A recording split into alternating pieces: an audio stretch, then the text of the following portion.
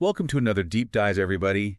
Today, we're going to be tackling learning itself. Oh, wow. Led by Dr. Marie Norman, Okay. co-author of the book, How Learning Works. Oh, cool. And I am very excited to unpack this with you. I think this is a really interesting one because Dr. Norman, her background isn't just education. Right. She started in cultural anthropology Oh, wow. before moving into medical research education. That's fascinating. Yeah, so that blend, I think, is going to give us some really unique perspectives. Absolutely.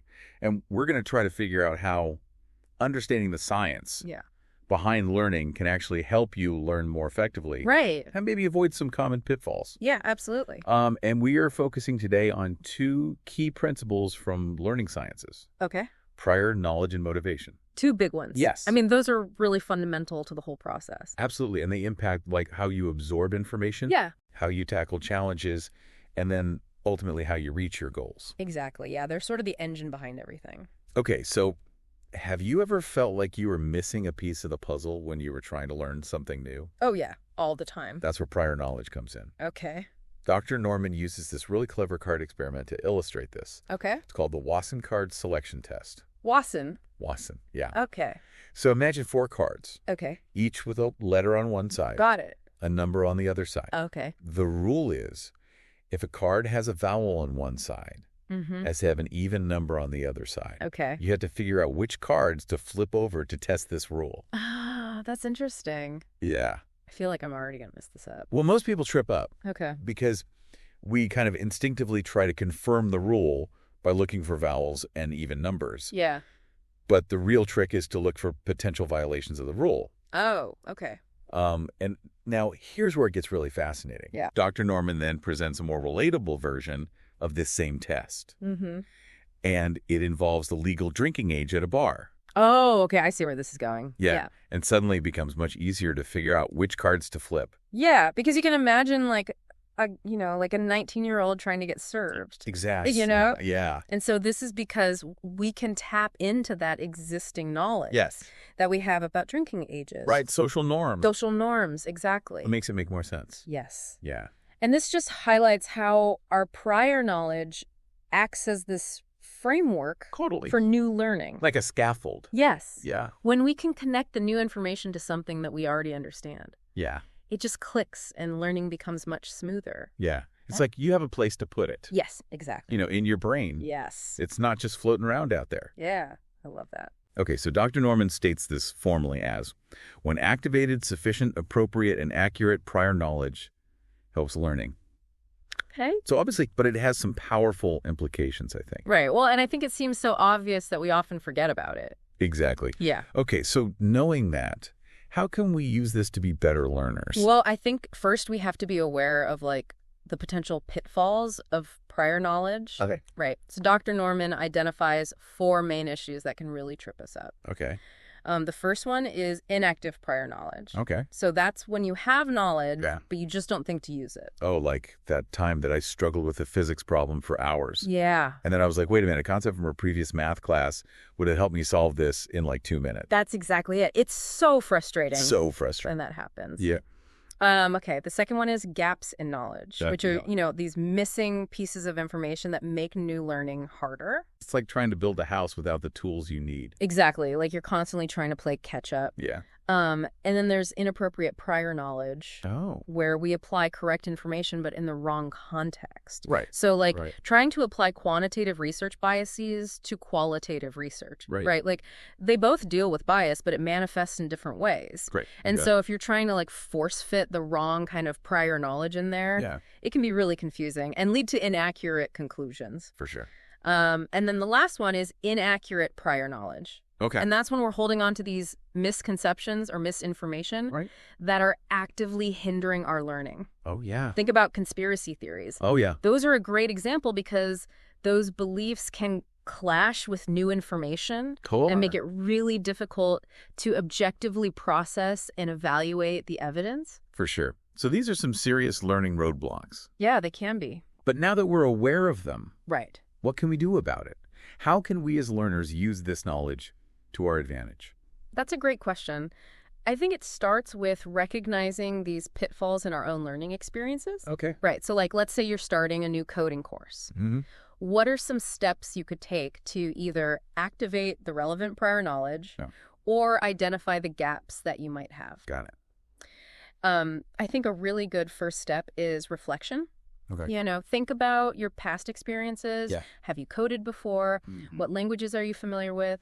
Answering those questions can help you pinpoint areas where you might need to refresh your skills or seek out additional resources. Makes total sense. Like, be proactive. Yes. About it. Exactly. Address those issues up front. Address them head on. Yeah. And hopefully make that learning journey a lot smoother and more effective. For sure. Now, another important aspect of prior knowledge is recognizing that even experts can have blind spots. You know, like that time I was trying to learn how to bake bread from my grandma, who has been baking for decades. Right. Her instructions were so vague. It was like she assumed I already knew all the little tricks and techniques that she'd picked up over all those years. Exactly. And it's so frustrating. Super frustrating. As a learner, to be learning from someone who's skipping over those steps or using jargon that's totally unfamiliar. Yeah. And that's what Dr. Norman refers to as the expert blind spot, where the experts sometimes forget what it's like to be a novice. Right. So it's not just about our own prior knowledge. Yes. It's about understanding that those teaching us might have their own... They have their own blind spots. Okay. And I think recognizing that can help us ask better questions, seek clarification when needed, and ultimately bridge that knowledge gap more effectively. Totally. Now, to kind of illustrate this, Dr. Norman presents a case study that shows these principles in action. Yeah. And she describes a statistics class where the professor assumes that familiarity with certain statistical tests automatically means that they know how to apply them in real-world scenarios. Right. Just because you can, regurgitate the definition doesn't mean you can actually use it. Exactly. Yeah. And he tries to simplify things by using this COVID test analogy. No, interesting. But even that oversimplifies the complexities of applying the statistical concepts to real data. Yeah. Yeah. And so as a result, students struggle. Of course. Some choose the wrong statistical tests. Right. Others misapply the right test. Yeah. And some even let their personal beliefs cloud their analysis of the data. So it's like all of those pitfalls coming into play. All coming together. Yeah. And it's just a case study that perfectly demonstrates how prior knowledge or lack thereof can significantly impact a student's ability to learn and succeed. Yeah, and it also highlights the responsibility of the instructor to be mindful of those issues. For sure. And to tailor their teaching accordingly. Absolutely. So as you embark on your own learning adventures, pay attention to your prior knowledge. Yes. What are your strengths? Where are the gaps? Yeah. Are there any potential biases or misconceptions that might be influencing how you're approaching new information? That's a great point. By being aware of these factors, you can make more informed choices about how you learn. Yeah. Seek out the resources you need, and ultimately become a more effective learner. Yeah, I love that framing of it. Yeah. You are in the driver's seat. Yes, you are. Of your own learning. You are. Okay, so now let's shift gears a little bit. Okay. And dive into another powerhouse of learning motivation. Yes. It's what gets us in the learning zone. Totally. And keeps us going when things get tough. Right. It's the fuel. Yes. It's what keeps us coming back for more. Absolutely. Yeah.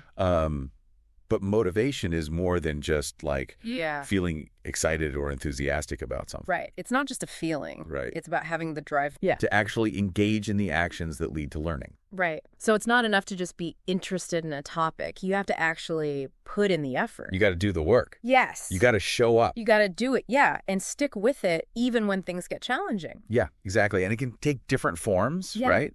Like for some people, it might be participating actively in a class discussion, or for others, it might be seeking out extra resources. Yeah. Or maybe it's pushing through the frustration when you hit a roadblock. Oh, I can totally relate to that. Yeah. I remember when I was learning to play guitar, I Mm-hmm.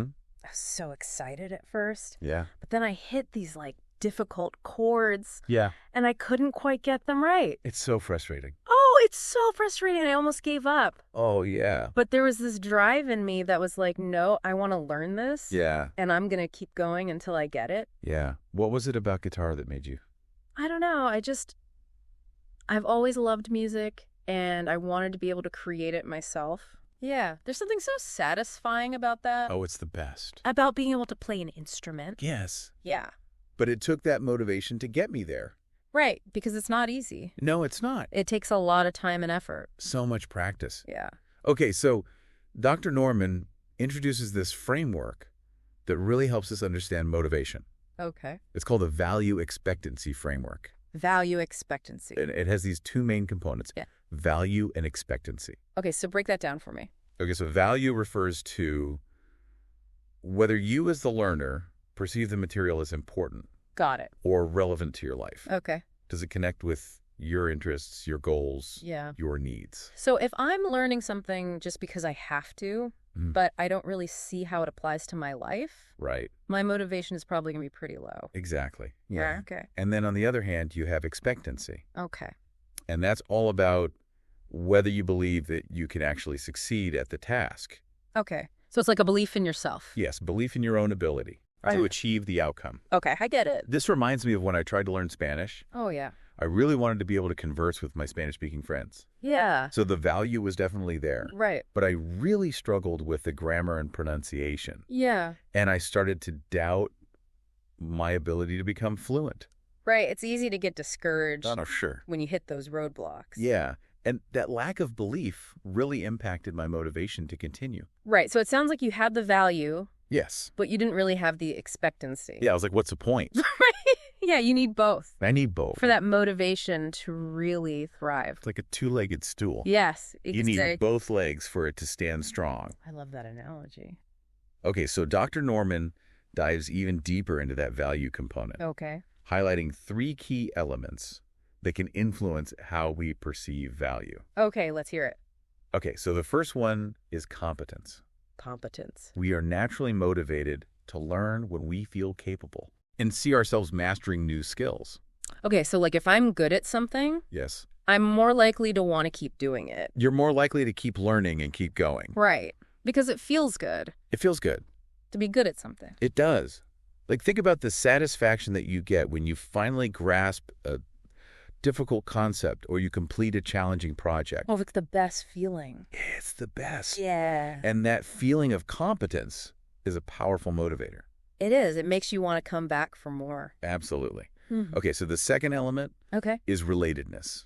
Relatedness. Learning becomes more valuable when we feel connected to others.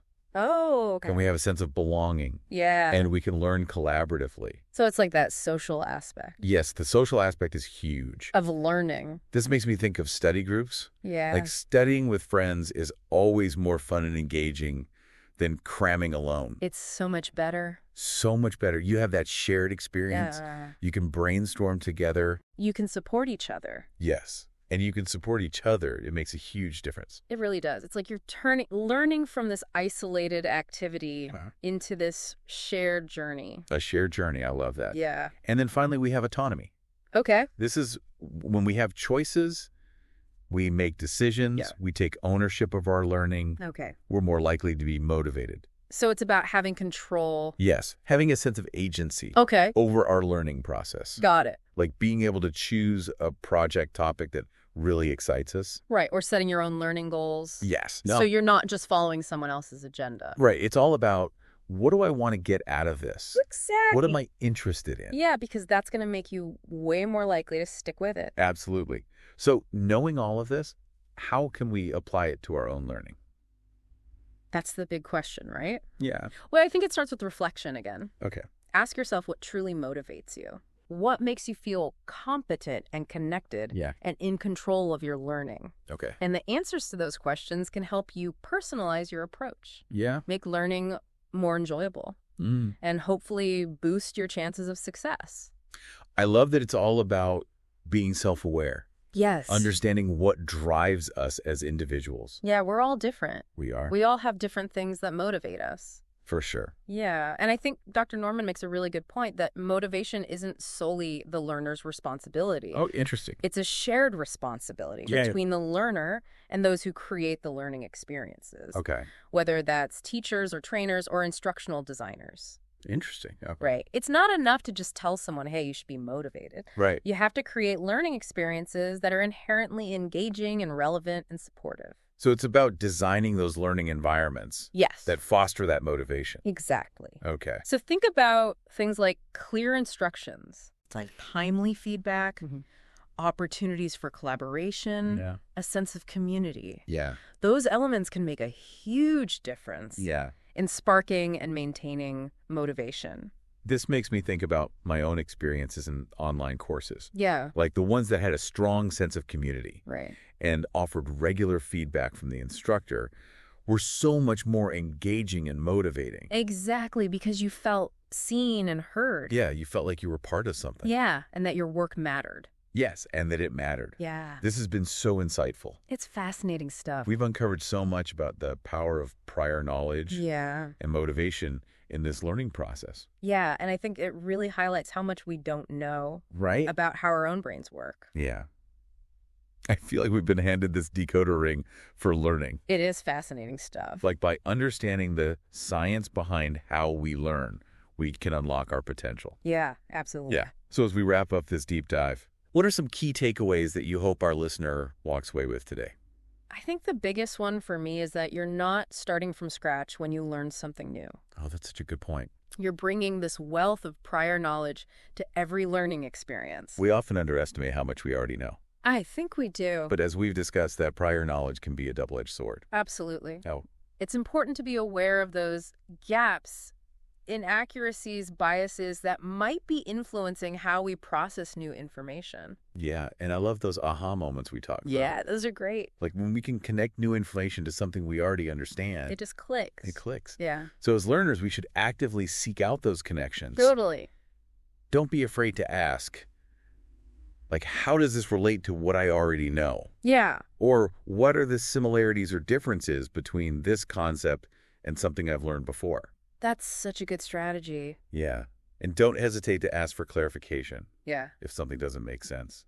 Right. Even the most brilliant experts can fall victim to the expert blind spot. Right. And to be humble and ask questions when we need to. Absolutely. Now, another big takeaway for me was the power of motivation. Yeah, that's huge. It's the fuel that drives learning. Right. It's the engine. It's the engine. Right. But it's not just about feeling excited or passionate about a topic. Right. You got to do the work. You got to do the work. Yeah. It's about having the drive to engage in those actions that lead to learning. Right. So that's where that value expectancy framework comes in. Yes. You know, do you see the value in what you're learning? Yeah. Do you believe you can succeed? Yeah. And if the answer to either of those is no, then it might be time to reassess. Reassess. Yeah. Maybe you need to find a way to connect that material to your own interest. Yeah. Or your goals. Yeah. Or break down a daunting task into smaller steps. Right. Make it feel less overwhelming. Make it manageable. Yeah. Yes. Yeah. And remember those key elements of value. Yes. Competence, relatedness, and autonomy. Yes. Seek out those learning experiences that make you feel capable, connected, and in control. You got this. Yes. Whether you're taking a class, reading a book, or trying to learn something new in everyday life, I think these principles can make a huge difference. They really can. I think so too.